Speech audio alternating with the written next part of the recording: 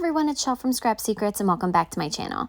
Today's day 14 in the 2022 Countdown to Christmas series, and we're going to be creating two backgrounds but changing the images up so you get two totally different looks to the cards. And it's just another way to stretch your supplies.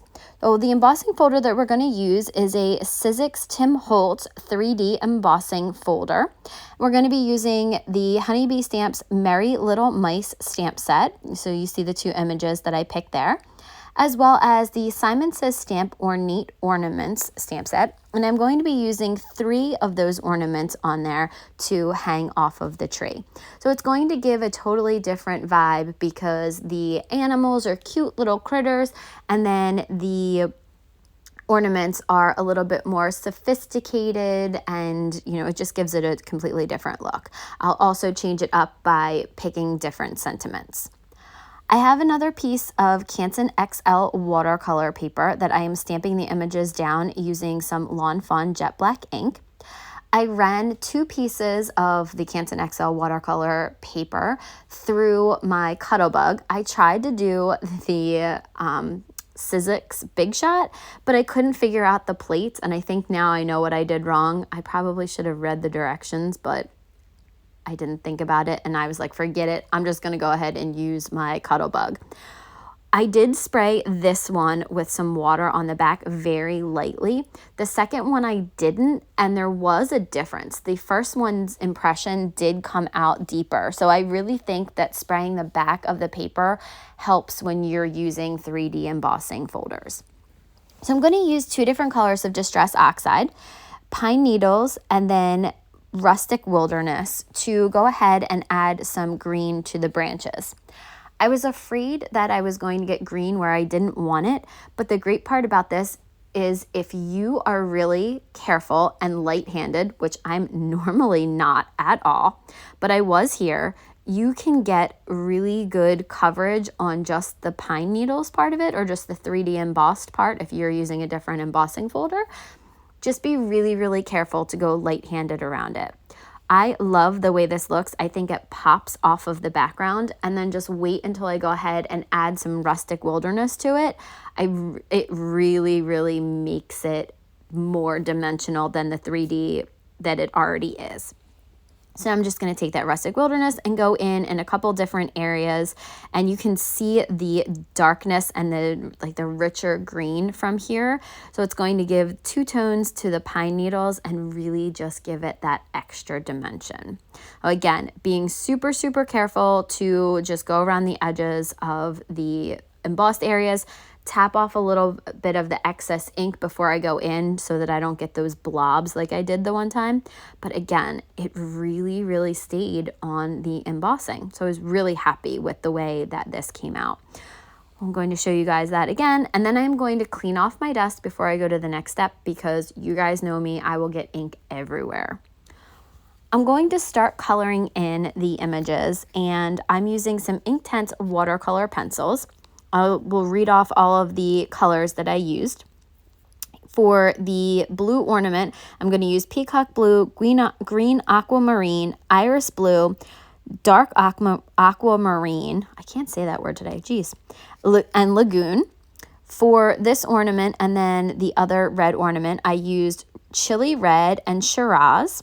For the mice, I used neutral gray and some field green. And then I also believe I used some of the blues on this because I wanted them to, even though they're not the same card, I wanted them to kind of coordinate. Oh, while I am coloring these in, because again, I'm not a great watercolorist, but these Inktense watercolor pencils, I can't say enough good things about them. They make it so easy to watercolor. There's a couple different ways that you can use them. You can color directly onto the paper where you want your darkest areas and then pull the color out. You can mix the colors, and I have another video coming up. I did a card for my sister-in-law's birthday and used these pencils as well. And when I do the hair, I do some color mixing, so it kind of gives you a really cool look. I love doing that. I did not do any of that in this video, but in the upcoming one, you'll see that.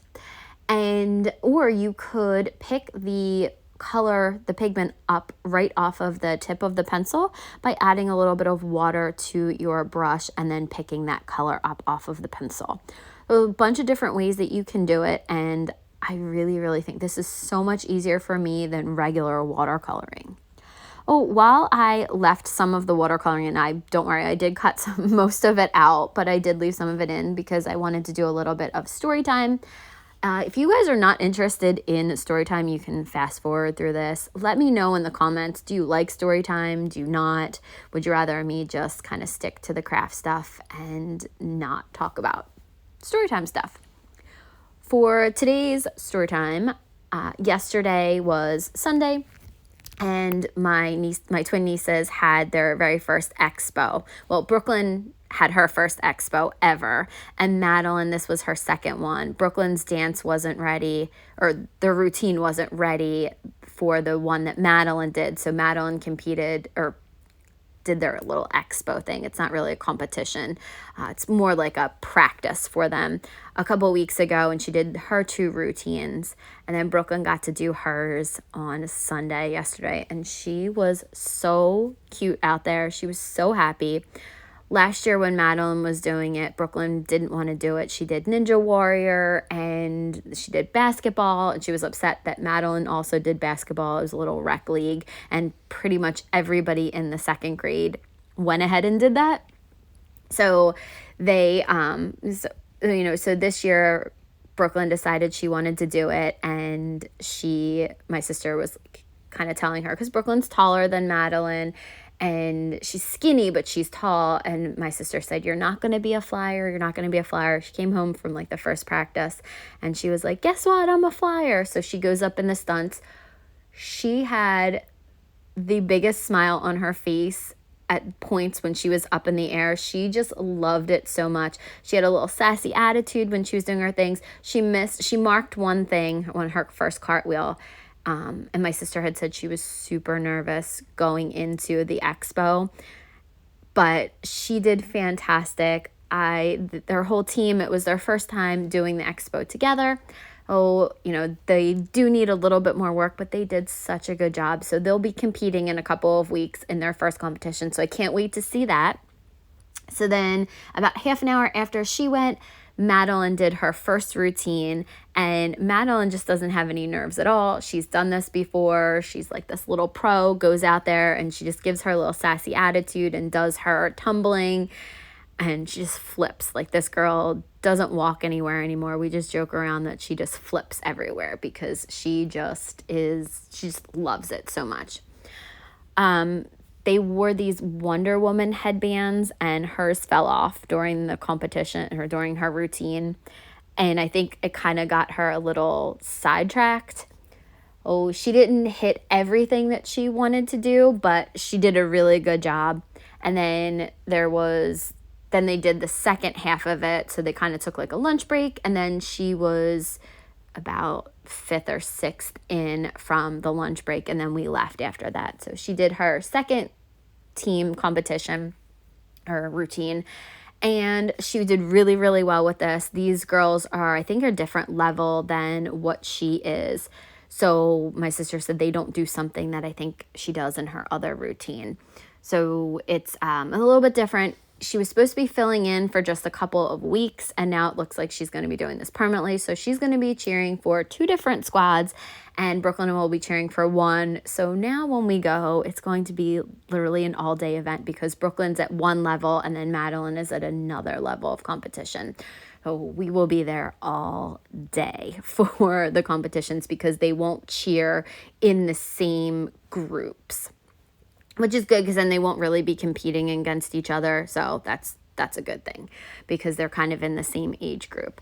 Oh, that was really, really cute. They had it was a good day. My sister-in-law and brother and the girls came down. I didn't know until the day before that they were actually coming. They were away for their 10-year anniversary, and my parents had the kids for a couple of days. So they came back and decided to go, and they watched the first 2 routines. So the twins were super excited that their cousins came to watch them. Couldn't really care less about the aunts and the uncles, but the cousins were very important. Okay, so let's go back to the card. I went ahead and I drew in some of the elements on the scarf. I kind of wanted to give it a little bit of detail, so I drew some stripes on the scarf, and I didn't show the first mouse being colored in because I wasn't as happy with it as I was with the second mouse. I really like the way it came out. I really like the lights and the shadows and the way that I got the fur to look in that mouse. Oh, I went ahead and showed you that one instead of showing you the first one. So this is the neutral gray color. I used the same one for both of the mice, and then I used fuchsia for the inner ears. And then the candy cane, I used the chili red, and I used the Shiraz for the ornament for that. And then I'm going to go ahead and use some of the blues and greens to color in their scarves. Once all of the images are colored in, I'm going to go back in with the white gel pen and add some details. I decided to use the white gel pen on the dots on this red ornament because I wanted them to stand out. They got watercolored over. I was trying to watercolor around them, but they are so tiny that I figured I'll just go back in after it's dry and use my white gel pen to highlight those. I'm going to add some dots to the cheeks of the mice. I'm going to go ahead and try to add some highlights to parts of the ornaments just to kind of give it a little bit of something extra. And I also take a brush pen and add some eyelashes to the mice's eyes. And I also did go ahead and add white to the center of that. And then I'm going to use a silver and gold pen. These pens were super cheap. I got them from the Target dollar spot to go ahead and color in the ornament topper. And then use my Spectrum Noir sparkle pen to add some shine and shimmer to that fuchsia colored ornament at the bottom. Once that is done, I'm going to take that and run it through my my brother's Scan and Cut and have them cut out. And I am also going to now come in with some tumbled glass and add the background to the scene. I waited until that green was dry, so I didn't really pull any of that out, but I wanted to go ahead and add a little bit of color to the background because I thought it looked too plain to just leave it white. Now we're going to put the ornaments on there. And originally I was looking for my hole punch and I couldn't find it. I can only find the heart one, and I didn't want to do that. I wanted the centers cut out, but then that little ring is way too narrow. So I was like, you know what, let's just color it in. So I took some of the Distress Oxide and went over it. It disguises it a little bit. It's not the greatest, but it was the best solution that I had at the time. I couldn't find, like I said, I couldn't find the hole punch for that. And then I'm going to go ahead and do the same thing to the ornament that the mouse is holding, and then go back in with some Rustic Wilderness and add a little bit of the darker color to that as well.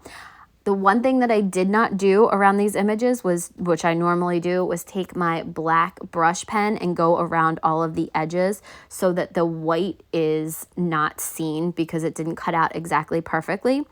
And here, when I didn't do that, you can see that in the images. I don't think it looks as clean as it would have if I went around them with the black marker. Now it's time to go ahead and get ready to put the images in place and assemble the cards. I'm trying to figure out where I want each of these ornaments to be. I know that I wanted one to hang off the bottom to make it look like the scene is continuous. If you have all of the ornaments on there perfectly, it's going to look like, you know, I wanted it to look like the scene continued down and like this was a really big tree. So I'm going to glue these all in place with some Honeybee Bee Creative glue. And then once all the images are on, I'm just going to snip off the excess that's hanging over the edge of this background after that glue dries. I wanted the mouse for this one to be in the tree, putting the ornament up like he climbed up the tree and was hanging the ornament. And then the other one, I wanted the mouse to be, I wanted it to be like the bottom of the tree, and the mouse was going ahead and hanging the candy cane on there from the ground. So I went ahead and attached those two on there like that. And you can kind of see on that top mouse, his right ear, you can see a little bit of the white paper in the background because I did not go back in and go around the edges with that black marker. So after I clean off the desk, I'm going to go ahead and snip off that very last bit. And then it's time to get the sentiments for the card. So I knew that I wanted 2 different sentiments on here. And this sentiment is from a Concord and Ninth stamp set called Festive Friends. And it fit just perfectly in there. I'm going to go ahead and stamp it up with that same Lawn Fawn jet black ink. I do stamp it down a couple of times because 1, this is the first time I've used this stamp, and 2, we're stamping onto watercolor paper that we have inked over. So the ink is going to be a little bit faded because of the Distress Oxide. And it's also hard to get a really good stamped impression the first time on watercolor paper because it's textured. So I did stamp this probably 3 times, I think. Try not to stamp it any more than that because I feel like it gets a little bit fuzzy. The lines kind of blur a little bit if you do it more than that. So there you go ahead. I'm stamping that down and I like the way that looks. So I'm going to put that to the side.